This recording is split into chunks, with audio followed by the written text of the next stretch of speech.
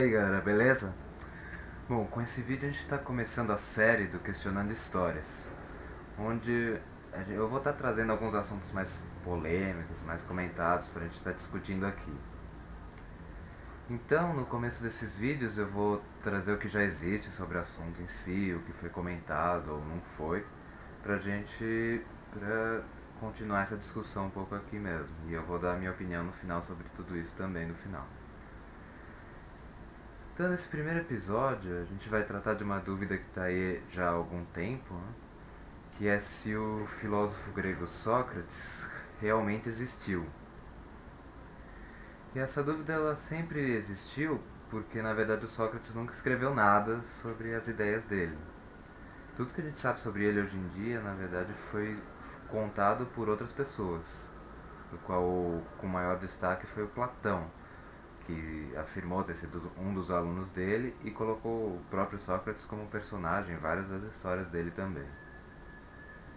Então, Platão ele define o Sócrates como um sábio que andava descalço pelas ruas à procura de pessoas mais sábias do que ele.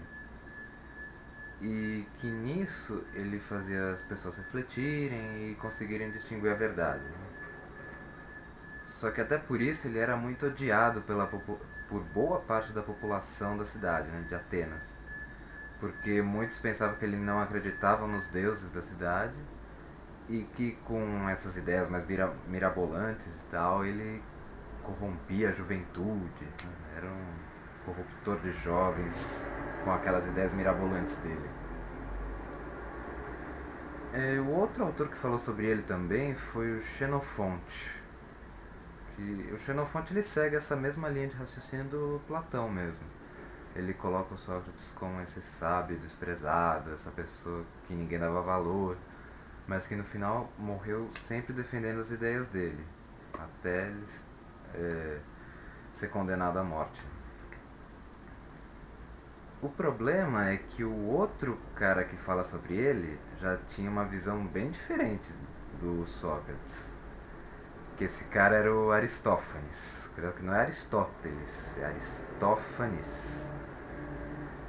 Que ele colocou também ele como personagem, só que da peça de teatro dele, que chamava As Nuvens. E nessa peça ele começa colocando o Sócrates pendurado num cesto, olhando o sol, para ver como era uma coisa bem diferente. Porque nessa peça ele já não era mais essa vítima de todo mundo. Ele já estava colocado como uma representação daqueles que usavam a razão, a lógica, para conseguir se dar bem na vida, para tirar vantagem dos outros. Então ele começou com essa visão dele pendurado no cesto e que as duas maiores realizações, as realizações mais reconhecidas dele, eram conseguir calcular a distância do salto de uma pulga e saber se o zumbido de um mosquito saía por trás ou pela frente. Totalmente bizarro.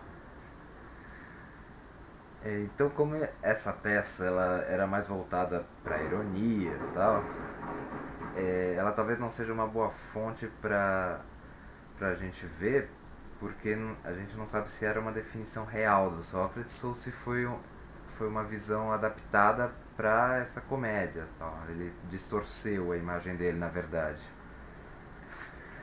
Só que o problema também é que é provável que o Platão e Xenofonte também tenham distorcido essa imagem um pouco.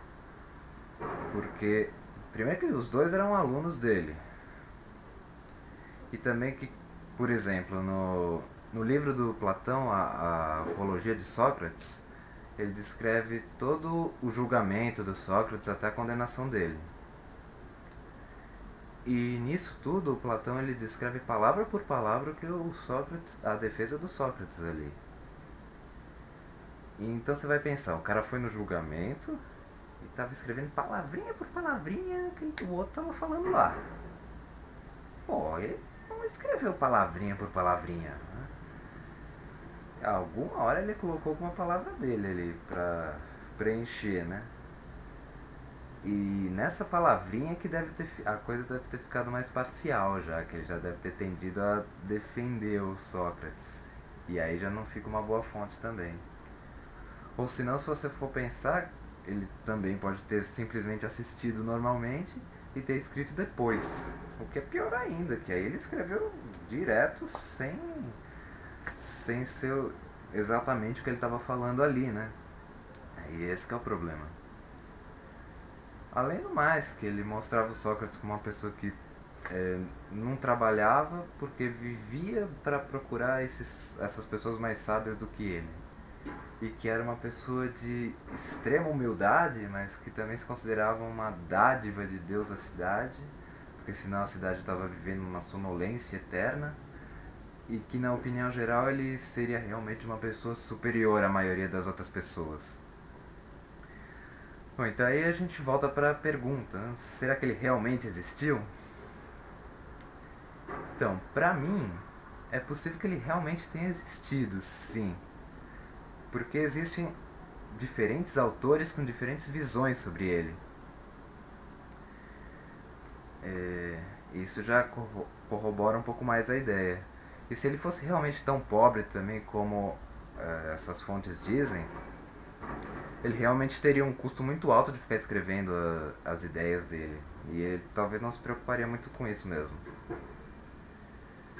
Só que, se ele realmente existiu, eu também não acho que ele fosse esse charlatão aí do Aristófanes e nem esse super-homem do Platão.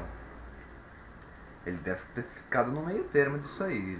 Ele não devia ser nem tão sábio assim, nem tão caridoso, mas também não devia ficar tirando vantagem das pessoas por causa disso, né? Bom, mas essa foi a minha opinião. Mas agora você também pode colocar a sua nos comentários, hein?